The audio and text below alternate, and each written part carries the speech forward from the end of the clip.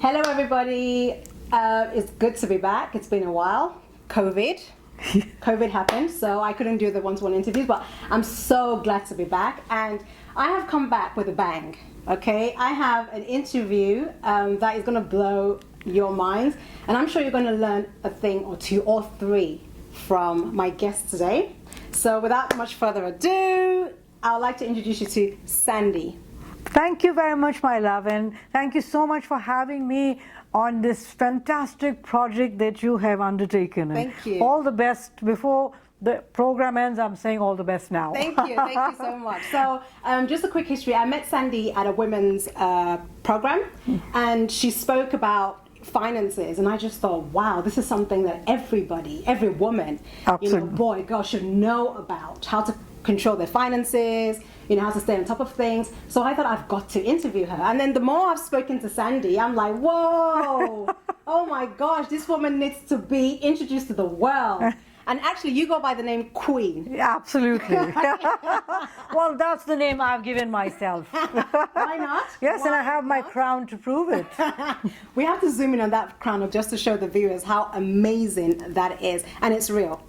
Yes, absolutely. Wow. Right, so Sandi, can you introduce yourself to the viewers and let us know what you do? All right. So, as you said, I'm the Queen. I like to go by too glam to give a damn, right? And my philosophy in life is very simple. Why fit in when you were born to stand out?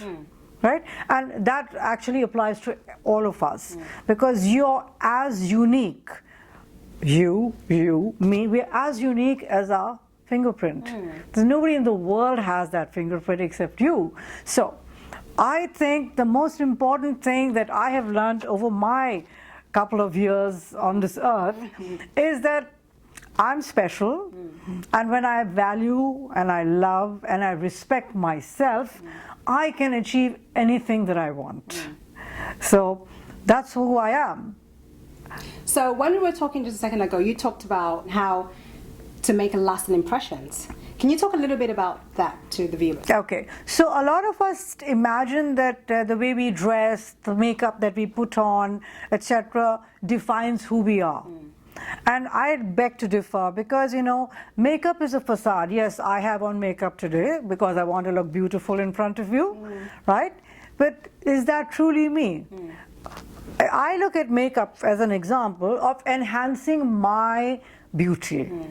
It's not covering up what I consider to be negative, but enhancing my beauty. And the same is for my clothes, because nowadays everybody focuses on the exterior. Right. So how many times have you and I and everybody listening has been to big events, and they say a lot of women, a lot of men, very well dressed and whatever else, and we imagine that that's who they are. But in reality, it's a facade, because deep down inside is where it really matters. And sometimes what happens is we grow up in families, in societies, in countries, and whatever else, and there's a lot of stuff from childhood that's pushed and forced on us. And all of us, by the time we are around 6 or 7, when our personalities are formed, we then start believing what we've been told, as opposed to what we feel. So I always tell people is that when you tune into your internal GPS, your inner voice, because our inner voice is our soul, it's never wrong. But we doubt it, and then we go into this little thing called your mind. And in that mind, your brain is your subconscious, and your conscious, the conscious is just 10%. And that 10% keeps running us, and sometimes it disempowers us from who we truly are. So my journey has been one of self-discovery. Not that I was ever conscious of being or not being a certain thing. I was always me. And I've just taken that forward, no matter what the circumstances, no matter whom I've met, no matter where I've been. And that has truly worked in a very empowering way for me. And that's what I'd like to share with others, that if you just tune into yourself, you will find an amazing individual sitting there. And that is the true individual that you and I truly are. That's amazing. We're also talking about the fact that we connected, and we connected because, you know, I was being my true self at that time, and I, you know, connected with you because I thought, there's something about this woman that I'd like to get to know.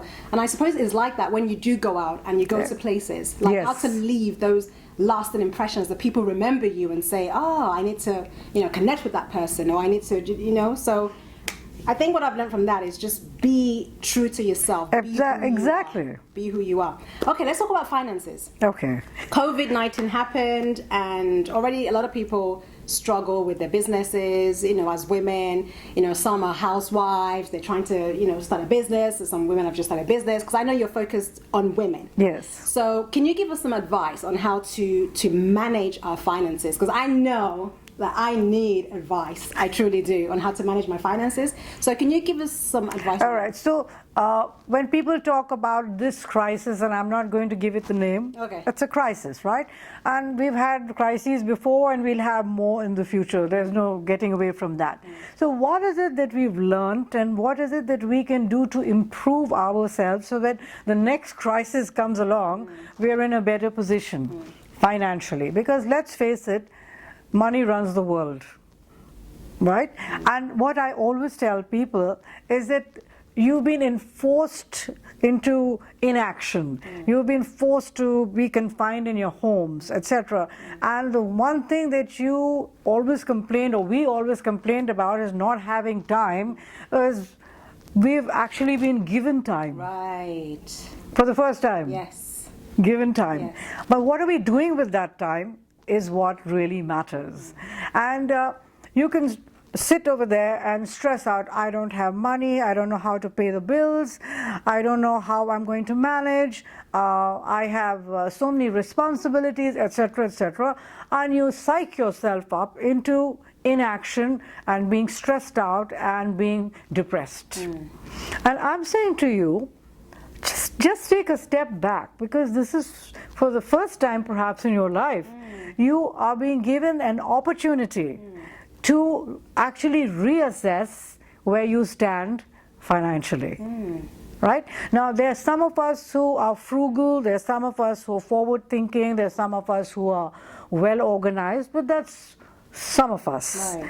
The majority of us just get by. We get our salaries, we spend it because we know we're going to get that amount of money again. Right? So it's just going from month to month, and we are not really concerned. But to be very honest, and I do financial planning, and this is what I always tell all my, even the people who are not my clients, whom I meet, is very simple. You need to have what is called an emergency fund. And your emergency fund is always in cash in the bank. It's not invested. It's not like, oh, I have this money, so I'll go out and buy a bit of gold, or, you know, because gold appreciates and it's a good asset to have. No. This is cash money, which is accessible to you at any given time. And 3 months is generally the amount that you should have. A lot of people say, you know, 3 months salary, that could be like 30,000, 40,000, 50,000. Yes, whatever the amount, because that salary, no matter what the amount is, actually what is required for you to fulfill your financial obligations. So it doesn't matter about the amount, because that is what you require. So when you have that, and then you come across a crisis like this, you don't have to worry about your credit card, you don't have to worry about your electricity bill, you don't have to worry about groceries, you don't have to worry about your rent, because you know you have the money to pay it. Right. So emergency funds are very important, but I call this no touch money. No touch money. Yes. NTM. Absolutely. No touch money. Okay? Because this is to be used in an emergency. Now, some people have investments, some people have assets or whatever, but in a situation like this, when stock markets are down, real estate is down, this is not the time to sell. This is the time to hold on. That's why the emergency funds are important. So that's the number one thing that I would say is important to be done. The number two is, please reassess your medical insurance. Wow. You know that very well, right? Yes. If it's not comprehensive, please get a comprehensive one. This is not about, oh, I'll never fall sick, so this is a waste of money. Believe me, we waste money all the time.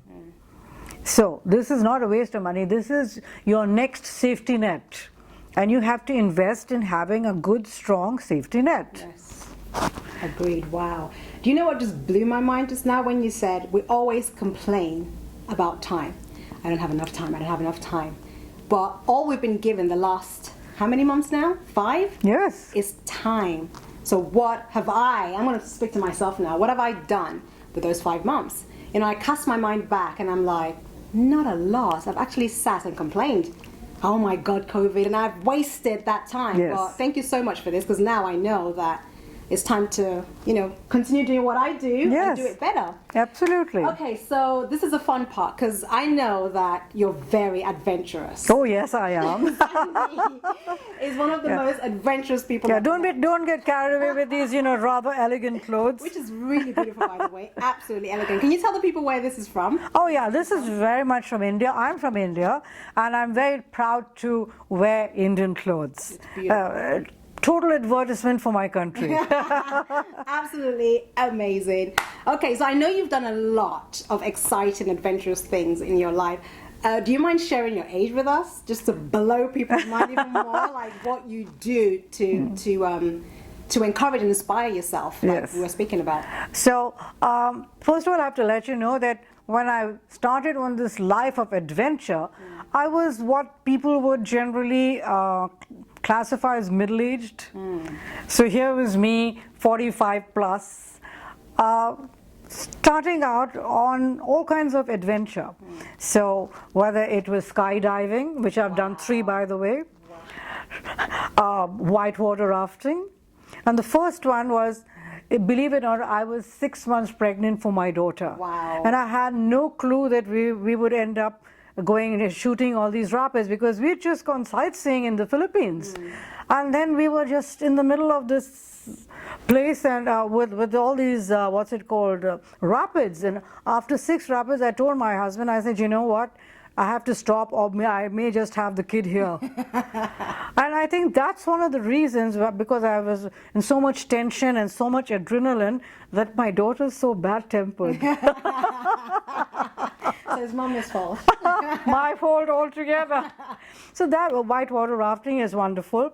I basically am what they call an adrenaline junkie, and I enjoy that. The other thing is I like to put myself out of my comfort zone, because it's only then do you actually realize how resilient you truly are. I think it's for everyone. And if they could do that, like for example, we're used to so many creature comforts, and then when I knowingly put myself out of that, I want to see how far I can push the limits. And it's amazing that when you're in that situation, these things don't really matter. They're so minuscule in our life, but we make them so big. We can easily do without, I think, 75% of the stuff that we think is necessary. And I'm not preaching that you should give up all that. No, not at all, because I enjoy it. But yes, it's a wonderful way of rejuvenating yourself, recharging your batteries, coming back in a better frame of mind, stronger, so that you can face whatever life has to dishes out to you. Yes, yes. So you said you do one thing every year that takes you out of your comfort zone. So I've been to Machu Picchu, of course, everybody knows that's in Peru. That was amazing. And then the thing that I loved a lot was mushing with the Huskies in the Arctic Circle. Wow. That was wonderful. You know, we were on the glaciers for about 250 kilometers with the Huskies. Amazing experience. So from extreme heat to extreme cold, from sea level to 19,000 feet, I've done everything. Wow, wow. I'm sitting here thinking, what have I done? You still have time, darling. Time. We come back to that word time. It's all about time and using the time we have properly, you know, because we don't know what tomorrow would bring. We don't know what next week is going to bring. It could be another pandemic, and, you know, again, we're all closed down, God forbid, but use time wisely. Very important, Basically. very important. Thank you so much. There was one thing else that I wanted you to talk about, your book. So Okay. Sandi has a book coming out. And Yeah, so we know why we're laughing, right? yeah, it's a book about experiences that we all have. Some of those experiences we don't like to talk about. We try and hide them. We push them under the carpet, brush them under the carpet or whatever. But you know, it's those experiences, if we actually face them, we'll then realize that they weren't that important anyway. And each of us experiences something to learn something. And if we look at the learning more than just the experience, that's what we get out of it. That's the value that we get out of it. So it's a very short book because nobody likes to read too many things these days, right? So it's going to be maximum 50 pages. It's going to be double spaced in large font. And is it possible that I just use the initials? Yes, just the initials. Okay, so it's going to be called WTF. So for, Okay, and the last chapter, which is where we give you I provide you with solutions, is going to be called FTS. FTS. Now, I need to go figure out what that one is. Okay. I'm sure you will. Okay, thank you so much, Sandi. Just one last thing before we go. Can you imagine there is anybody watching, and they need a pick-me-up. They need just a good advice. You know, they've been beaten down and they want to get back out there with their business, with their life, with their finances. It doesn't matter. Can you give them like a word of encouragement? All right, so I call it the ABC of life, right? So A stands for attitude. And in sales, we have a word that's called ask, right? And ask for me is attitude, skills, knowledge. So you could be very knowledgeable, you could have a lot of degrees, etc. But if you don't have the right attitude, skills and knowledge is zero. I'm a good example. I had 100% attitude, I had no experience, I had no skills, but I still got myself a job. Wow. Right? So the second word is the letter B, and is belief. You must have a strong belief in yourself. Not what other people say about you, but yourself. The third is courage, because we're all faced with issues, but how do you face them? You must face them with courage. But more important, you must have charisma. Now, why is it that you were attracted to me? Because of my charisma. Right? Of course. And the fourth is dreams, D. Dreams. Dream big. They're your dreams. Go wild. I don't want to know what they are, but dream big. And also D is for determination. If you're determined to do something, nothing can come in your way. Very important. And E is my favorite word, and I'll stop there. I'm not going to Z, right? E is for empowerment. E is for empathy. E is for education. E is for engagement. So if we engage in an empowering way, if we empathize, we are then actually educating and encouraging people to move forward. But for me, the last thing that I'd like to say is money. Money is with you from the day you are born till the day you die. Don't ever forget that. Right? And if anybody says money is not important, they're lying. Money is very important, but how you use it is also very important. So love and respect money just as you love and respect yourself, and money will treat you in the same manner. Okay? So if anybody says money is not important, I always quote Zig Ziglar. He's a very famous salesperson in the insurance industry. He says, money is up there with oxygen. Right, it is. Right? And the other is, you know, money is not the key to happiness. And my answer to that is this. If you have money, you can get the key made. Amen to that. How can people reach you if they wanted to? Okay, so I do have an Instagram account. It's Sandi Rich Saxena.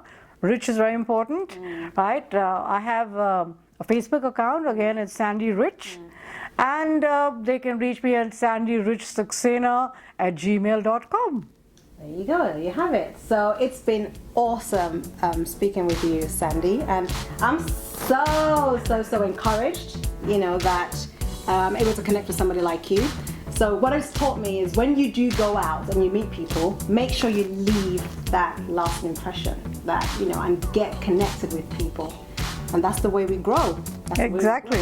Thank you so much for watching. Don't forget to log on to www.a1000faces.com. I have so many more engaging and interesting people like Sandi that I'm going to be interviewing, so watch this space.